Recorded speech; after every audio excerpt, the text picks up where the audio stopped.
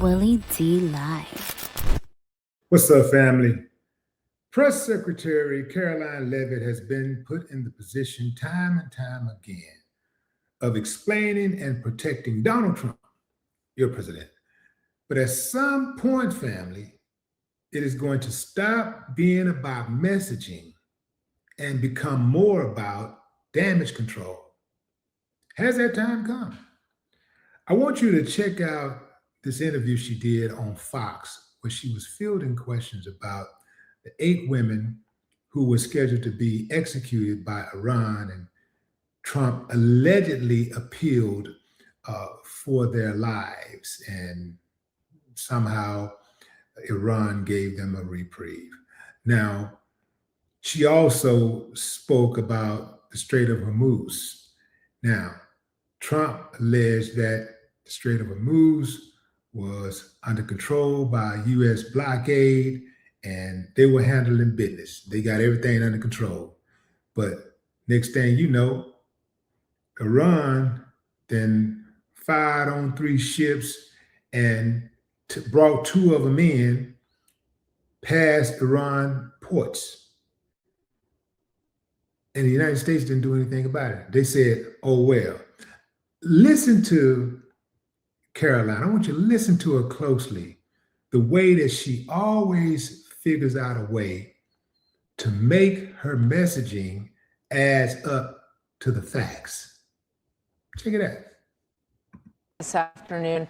I'm curious if this signals that these human rights issues and the hangings and the executions will be part of a deal that is discussed when they do return to negotiations in the coming days or weeks or however long it takes. Well, first of all, Martha, only President Trump could save the lives of these 8 beautiful Iranian women who Let me just say really quickly, fam.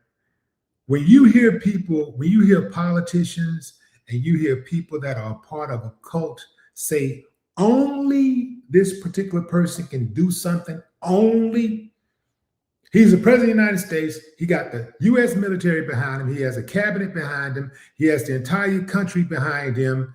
Anybody you put in that position can do exactly what he's doing if they want to. He has received direct word from the Iranian regime, or what's left of it, that their lives are going to be spared. And that comes as a result of President Trump asking them directly not to kill these young, beautiful women who certainly deserve a chance to continue living their lives freely and peacefully. And now that will happen thanks to President Trump, because he's a humanitarian at heart. I understand this news story about the scheduled execution of these women came across the president's desk. And again, he made that direct plea, and the Iranians have answered and have agreed not to execute them. As far as the formal negotiations, humanitarian issues are of a great concern to this president, but with respect to the negotiations that are ongoing, he's made his red lines very clear. Iran can never obtain a nuclear bomb to threaten the United States and our allies, and they must turn over the enriched uranium that's in their possession. While it is very far into the ground, thanks to the success of Operation Midnight Hammer, it's important to the president that they hand that enriched uranium over. He's made that quite clear to them. And now we're waiting to hear back from the Iranian regime. The fact that they cannot send a unified message yet, which is why the president decided to extend the ceasefire, just shows how effective Operation Epic Fury truly was, because there's a lot of internal division over there. The president understands that, and so we await their response. Yeah, they had one leader, one Ayatollah for 37 years, who seemed to be able to keep a bit of a lid on all of these disparate groups, but that is sort of an open can of worms after his death in that operation on February 28th. So we'll see if they can get their act together and get back to the table here. I want to ask you about these ships that Iran seized. We're continuing to get reporting on this. Does the seizure of 2 ships, as we said, they were Greek and Mediterranean owned ships with cargo on them, and the reports are that Iran basically seized them and then moved them into Iranian waters. We don't know what's going to happen to these crews. We're not sure where all of this is going. Does the president view that as a violation of the ceasefire? No, because these were not U.S. ships. These were not Israeli ships. These were two international vessels. And for the American media, who is sort of blowing this out of proportion to discredit the president's facts that he has completely obliterated Iran's conventional navy, these two ships were taken by speedy gunboats. Iran has gone from having the most lethal navy in the Middle East to now acting like a bunch of pirates. They don't have control over the strait. This is piracy that we are seeing on display. And the naval blockade that the United States has imposed continues to be incredibly effective. And to be clear, the blockade is on ships going to and from Iranian ports. And the point of this is the economic leverage that we maintain over Iran now. While there's a ceasefire with respect to the military and kinetic strikes, Operation Economic Fury continues. And the crux of that is this naval blockade. We are choking their economy. We are strangling their main source of revenue. They can't pay their own people. They're losing $500 million every single day. Karg Island is completely full of oil because they can't transport it to and from. So the president, the cards are in his hands. The United States maintains control over the situation. He has all of the leverage. And again, that's why he's maintained a little bit of flexibility with the extension of the ceasefire as we await a unified response from the Iranians to the president's very clear proposal. So if Trump indeed had all of the cards, had all of the leverage, he would not be negotiating with Iran. He would just tell Iran, this is what it is, and deal with it. No, he does not have all the leverage. He wanted the war to be over. The war would be over. He said, hey, I'm coming in 2 weeks. You know, when it comes to bullying and when it comes to being aggressive, he tries his best to make those promises come true. You want to talk about killing something? Oh yeah, he's trying to make that come through, so because he wants people to fear him. He really wants people to fear him. So Karoline is lying, and it makes sense because the girl got lying in her name. Karoline. She should be lying all the time.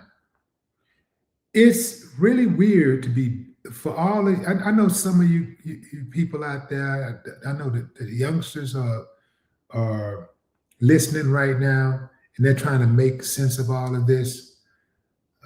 I'm sorry, y'all. I couldn't do nothing about it. It's way bigger than me because I know it's got to be hard to be born into a world full of lies, and you hear those lies coming straight out of your president's mouth. Imagine a little kid going to the store with their mom and they have to ration whether they're going to buy eggs or milk because the prices are sky high. And that little kid knows. He may not know all of the intricacies of government or governing, but they know if something is too high for mama to afford or daddy to afford. They know that much. Karoline Leavitt got an answer for everything. And it's always we're on top. We're in control. We got it figured out. It's always affirmative. Never we'll get back with you on that. Let me think about this. Well, the president is just always, the name of the game is, even when he has no control, the name of the game is to make it appear that he's in control. But right now, at this moment, Trump is losing his mind because he lost in Virginia. Those seats that the Democrats picked up with that redistricting are going to hold. Right now, Trump and his people got a lawyer, not a lawyer, but got a judge to strike it down, to put it on hold, right? It's just a hold. It's going to get flipped. There are going to be 10 representatives, Democratic representatives in the House of Representatives in Virginia. It ain't going to be nothing Trump can do about it but go out there and try to figure out some other kind of way to circumvent the law, because that's what they do. Every time they run into a wall, every time they can't explain something away, they just go try to write a law. And that's the way that they, were able to justify slavery and the mistreatment of everybody all through these years. They just go and write a law. They make it a law. And now they got law enforcement to back them on it. Because, some people in their mind, as long as it's a law, you should adhere to it, no matter what. It don't matter how diabolical it is. It doesn't matter if it harms people. If it's a law, they're with it. Just like when it comes to the war and the president gives a directive. Well, the president gives you a directive, you got to do it because he's the president, he's the commander in chief. And I am here to serve no matter what. I am here to serve you. I'm here to get down on my knees and serve you. That's the mentality that these people have. None of these people can be trusted. None of them can be trusted because they're not loyal to America. They're loyal to their party. They're loyal to Donald Trump, an individual. No individual should ever be bigger than the people. You should never make one individual bigger than the people. Hitler was bigger than the people. Hitler was bigger than the program. And that's why Nazi Germany failed. That's why they failed. And anytime you have one individual that's bigger than the program, that individual eventually fails. The program eventually fails because it creates way too much contempt, way too much. And plus, there's not enough oversight. It does not leave room for oversight. At least not bipartisan oversight. But what say you, fam? Drop a comment. I'd love to hear your thoughts. No more talk.